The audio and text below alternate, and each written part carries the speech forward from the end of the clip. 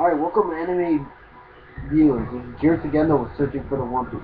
On this video I will be talking about Chuunibyou Demo Koi ga Shitai, episode 8 review. Alright, so once again, if you have not seen this anime, go watch it. It won't be a waste of your time. It is a very good anime. Also, I don't know why you'd be watching me and not this anime. Because that's pretty much what I'm doing. I'm reviewing the anime, so I don't know why you would do something like that. But oh well, you know. Oh well. But go watch this anime, man. Beginning of this episode, we start from where the last one off, which is the fight. So we get to see how Rika sees it, and the real life, the reality. What Rika's seeing is since there's no more, her old house isn't there anymore. She's imagining fighting her sister inside the house right there. And what's awesome here is at some point the older sister smacks the fuck out of Rika. Like god damn man, she just smacked her like bah, sent her flying. And at one point we saw a symbolic thing of her breaking down because how the house kind of looked like paper burning away, kind of like how Ace from One Piece, that little piece of paper that he gave to Luffy, and when Ace died, the paper kind of burned away. It went exactly like that. The house was burning away, and that kind of symbolized her breaking down and shit. And as soon as it was all gone, she just like screamed out no and stuff and ran off. So now that she's ran off, no one knows where she is and shit. The sister and Yuta go looking for her, and Yuta goes back to the house, and the mother's there, and she's like, "Oh yeah, she came by and grabbed bags and shit like that, you know." And but the friends are off on the beach, popping fireworks and shit.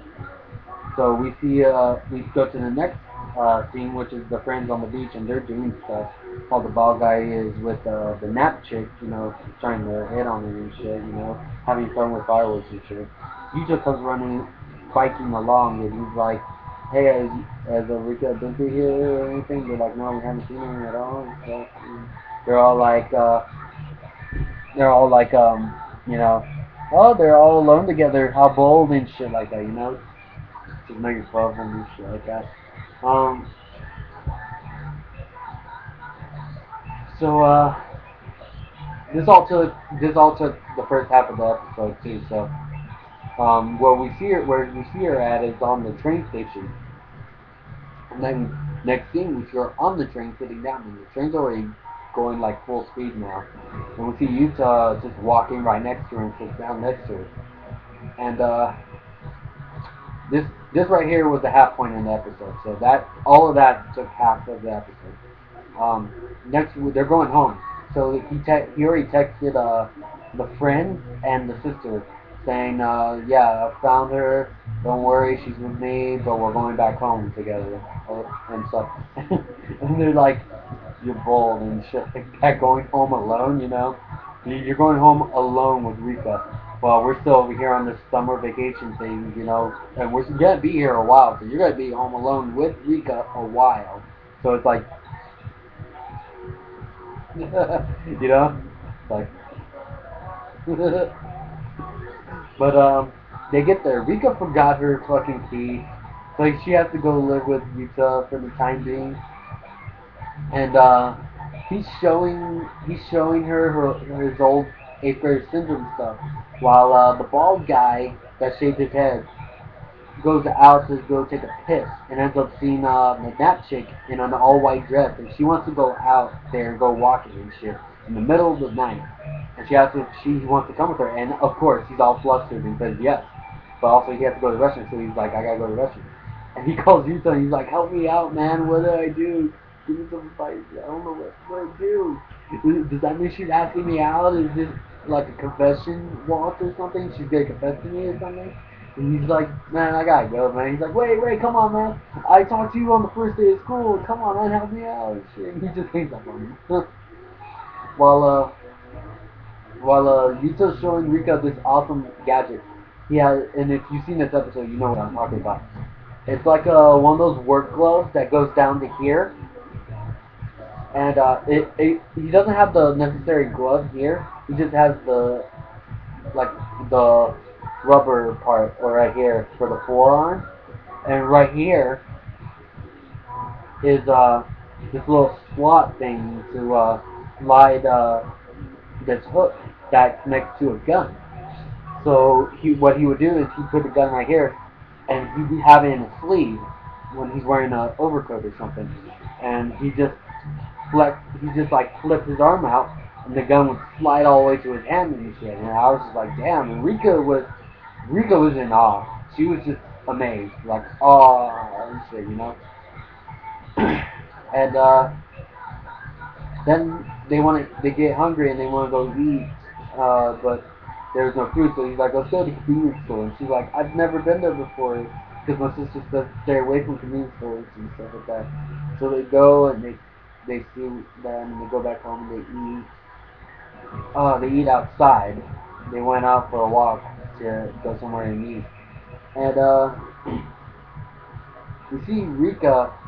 We see Rika. We know she's starting to fall in love with Yuta now, but you know she has this eighth grade syndrome thing. So we all know she can't like necessarily like understand relationships and all of that things of the reality world, like love and boyfriends and girlfriends and shit. Cause she's eighth grade syndrome.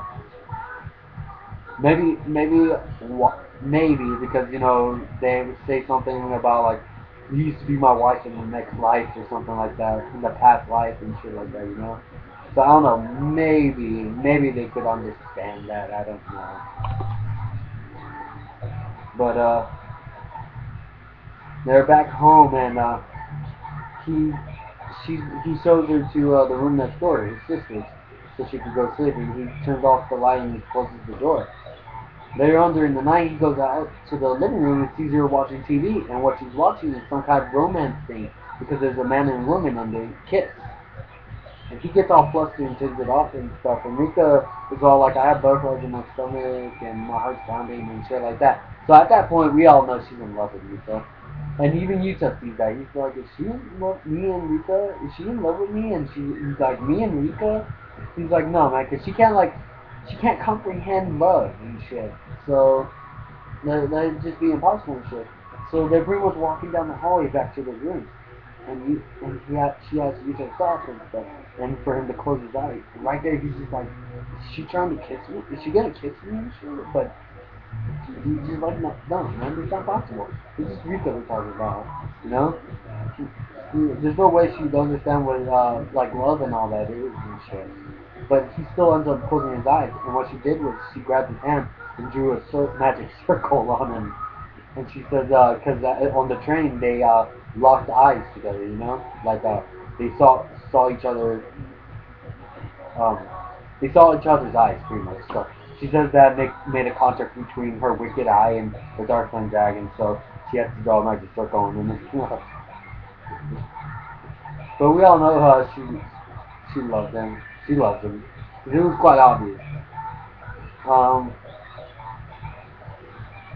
but yeah, that was pretty much the end of this episode. So yeah, go check it out if you have not seen it. It is a really good anime. I'm liking how this is progressing. So, anyways, for my viewers, please like, comment down below, and subscribe to me if you like my videos and you want to see more. Um, I'll leave the URL for the episode down below, and the song here is the opening to the anime, so I'll leave the annotation up here for the opening, because the full song isn't out yet either. So I'll just leave the opening up here.